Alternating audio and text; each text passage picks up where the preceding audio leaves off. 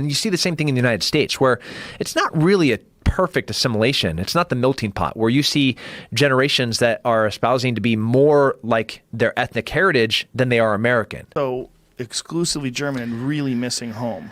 The second generations I was talking about, some of them came to the United States and were high-ranking white supremacists that are now in jail, in prison, for their racial crimes. German communities, and how big are they? Yeah, we maybe have 50 German communities. 50? How many people, if you had to guess?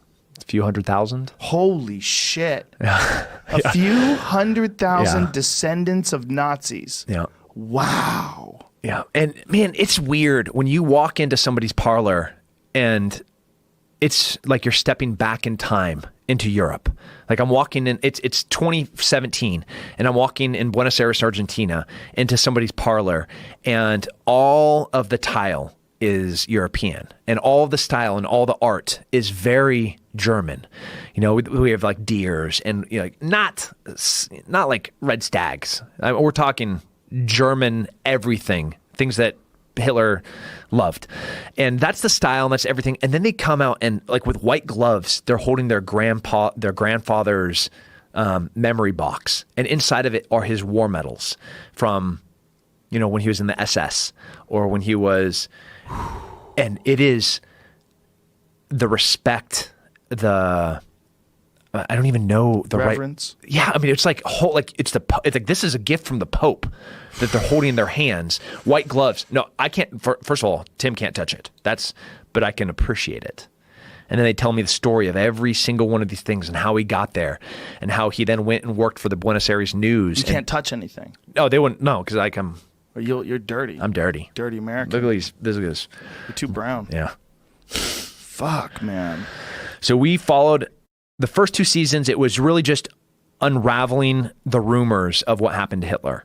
The third season was my favorite because I actually got to do real work. They said, okay, I got to the second season. I got to bring in more special forces guys, a CIA targeter, Nadia, who helped my unit kill Zarqawi in 2006. This is the team that is now looking at real evidence, trying to figure out, okay, how did we find bin Laden? How did we find Zarqawi?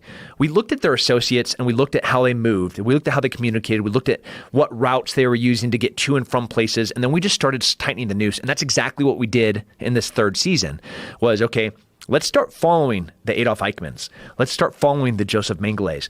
And let's start following the Skorzynskis. Hitler's personal bodyguard that was a colonel in the SS that went on to work for everybody after the war, fighting. I mean, fascists do not like communists. So this guy was working for everybody, to include the CIA, fighting fascism in South America, or fighting communism as a fascist in South America in the 50s, 60s, and 70s. Whoa. Creepy stuff. Whoa. Yeah. So hunting Hitler. Are there any legitimate eyewitness accounts of Hitler in South America, or potentially legitimate? Absolutely, potentially. Whoa. Yep. Eyewitness accounts. I saw him get off a boat. I saw him meet here. And if it was just some person saying it, it's almost meaningless. Right. But if you look at the context of who this person is, the wealth that they have that they shouldn't have, like, can you explain how you got so rich in 2 generations? You know, like, okay, your grandpa got here from Germany in 1946. That's weird. And he's on a legitimate visa with an Argentinian passport. Also weird. And now he's a war refugee that's now worth millions of dollars. How does this work? Whoa. Jesus Christ. I would say, man, it's and that's the first time I've ever said it flat out like that. What I want to say is the way history is written is wrong.